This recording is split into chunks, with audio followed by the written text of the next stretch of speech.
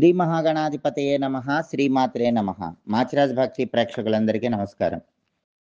ఈ వీడియోలో ద్వాదశ రాశుల వారి గురించి ఎవరికీ తెలియని రహస్యాలేంటో పూర్తిగా పరిశీలిద్దాం.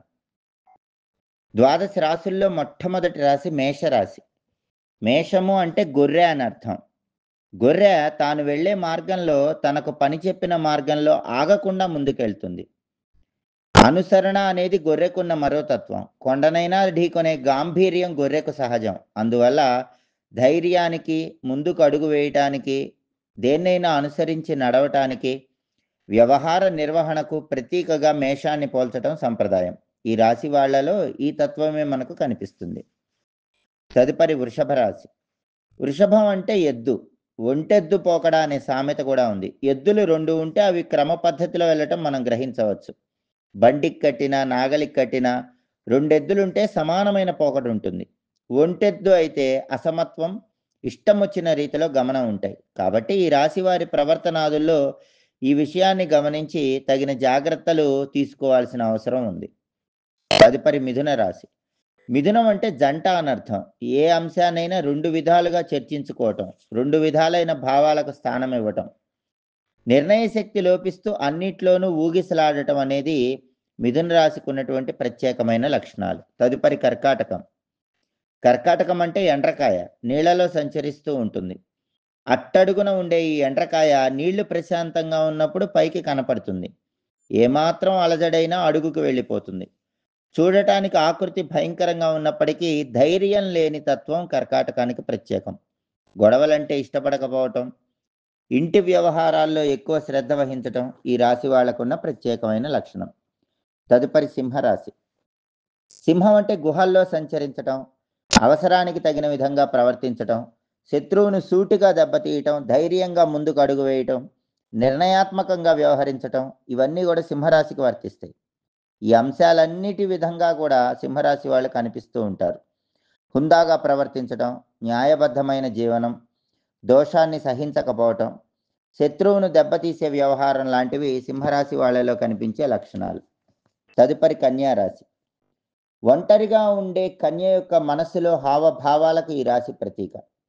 అందరూ తనను గమనించేటట్లుగా విద్యాత్మకంగానో, ప్రవర్తనాత్మకంగానో, వాచికంగానో ఏదో ఒక రూపంలో కనిపిస్తూ ఉంటుంది.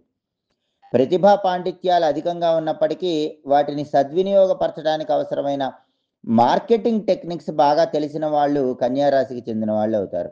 తదుపరి తులారాశి. తులారాశి సమత్వానికి ప్రతీక.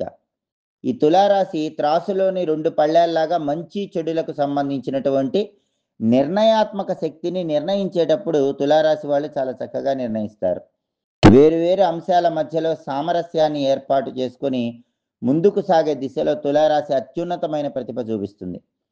తులారాశిలో జన్మించిన వాళ్ళలో ప్రతి విషయంలో కూడా సమత్వ భావన ఎక్కువగా కనిపిస్తుంది. తదుపరి వృశ్చిక రాశి. వృశ్చికం అనే పదానికి అర్థం తేలు. తేలుకున్న లక్షణం ఏంటంటే స్వయంగా కావాలని మరొకరిని ఇబ్బంది పెట్టదు. తనను ఎవరు ఇబ్బంది పెట్టకుండా చాటుమాటునే తిరుగుతూ ఉంటుంది. తన తోకలో ఎప్పటికీ విషం పెట్టుకొని తిరుగుతుంది. తనకు ఇబ్బంది ఎదురైతే మాత్రం తన ఆయుధాన్ని వినియోగించి ఇబ్బందులు అధిగమించడానికి ప్రయత్నిస్తుంది.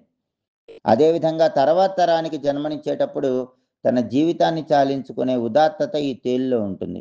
ఈ రాశిలో జన్మించిన వాళ్ళకు కూడా ఈ భావనలు మనకు కనిపిస్తూ ఉంటాయి. వీళ్ళు భావాన్ని వ్యక్తీకరించడం కన్నా పనిచేసి చూపించటంలోనే ఎక్కువ నైపుణ్యాన్ని చూపిస్తూ ఉంటారు. తదుపరి ధనుస్సు. ఎక్కుపెట్టబడిన ధనుస్సు లక్ష్య సాధనకు ప్రతీక. నిర్ణయించుకున్న లక్ష్యాలను అధిగమించడానికి తమ శక్తిని, యుక్తిని ధారపోసి అనుకున్నది సాధించేంత వరకు కార్య సాధనే ధ్యేయంగా నిలవాలనేది ధనుస్సు రాశి వాళ్ళ లక్షణం. ఈ ధనుస్సు రాశి వాళ్ళలో ఈ తత్వం మనకు స్పష్టంగా కనిపిస్తుంది. లక్ష్యాలను పెట్టుకొని వాటి సాధనా మార్గంలో జీవితాన్ని గడిపి పరిణతులుగా కనిపించడం అనేది ఈ రాశి వాళ్ళకున్న ప్రత్యేకం. తదుపరి మకర రాశి. మకరం అంటే మొసలి. మొసళ్ళు సాధారణంగా నీటిలో ఎక్కువగా, బయట కూడా సంచరించే ఉన్నప్పటికీ నీటిలో సంచరించే మొసలికే అధిక బలం ఉంటుందనేది మొట్టమొదటి నుంచి మనకున్న భావన. మొండి పట్టుదలతో సేవాధర్మాన్ని కలిగి తాను చేసే పనిని ఎంత కష్టమైనా, ఎంత ఇబ్బందికరమైనా సరే చేసి చూపించే తత్వం ఈ మకర రాశి వాళ్ళది. తన స్థానబలం నీటిలో అత్యంత అధికం కావటం వల్ల సొంత ప్రదేశంలో వీరు అత్యధికంగా ఎదిగే అవకాశం ఉంటుంది. లోకంలో అత్యంత ఉదాత్తమైన ధర్మం సేవా ధర్మం. ఈ ధర్మానికి ప్రతీకగా కూడా ఈ మకర రాశి వారిని మనం చూడవచ్చు.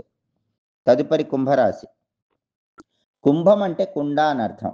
ఈ కుండలో ఉండేది ఏంటో తెలియకుండా ఉంటుంది. ఒకవేళ కుండలో నీళ్ళే ఉంటే ఎంత ఉందో తెలియదు. కాబట్టి కుంభంలో ఏదో తెలియని విశేషాలుంటాయి. నిండు కుండగా కనిపిస్తున్నా దానిలో ఒక్కోసారి ఏమీ ఉండకపోవచ్చు. ఏమీ లేదనుకుంటే ఏదైనా దానిలో కొత్త విశేషం కనిపించవచ్చు. అది కుంభరాశి వాళ్ళకున్న ప్రత్యేకత. తదుపరి మీనరాశి. మీనం అంటే చేప. 2 చేపలు 5 అంట్లతో కనిపించే ఆకృతి మీనాకృతి. ఇక్కడ కూడా ఈ 2 చేపలు 2 భావాలకు ప్రతీకలు. నిర్ణయ శక్తి విషయంలో 2 భావంలో ఎప్పటికప్పుడు ఇబ్బంది పెడుతూనే ఉంటాయి. ఈ 2 చేపలకు అంట్లుగా 5 నక్షత్రాలు ఉండటం వల్ల వీళ్ళు అనుబంధాల కోసం ప్రాకులాడటం కనిపిస్తూ ఉంటుంది. అందరితోనూ ఆత్మీయతను పెంచుకోవాలనే తపన ఈ రాశి వాళ్ళలో ఎక్కువగా ఉంటుంది. మీనం నీళ్లలో వేగంగా సంచరించడం వల్ల స్వస్థానంలో తమ ప్రతిభను చూపించడం ఉంటుంది. వేగంగా జీవితాన్ని గడపటం, అదేవిధంగా నిర్ణయాలను చేపలు మార్చుకునే దిశల్లా వెనువెంటనే మార్చుకోవటం ఈ రాశి వాళ్ళలో ప్రత్యేకంగా గమనించవచ్చు. కాబట్టి ఇలా 12 రాశుల వాళ్ళని రాశిని బట్టి నిర్ణయించటం అనేది జ్యోతిష శాస్త్రంలో చాలా చక్కగా చెప్పడం జరిగింది. ఎప్పటికప్పుడు జ్యోతిష శాస్త్రానికి సంబంధించిన మరిన్ని ఆసక్తికరమైన విశేషాంశాలు తెలుసుకోవాలనుకుంటున్నారా?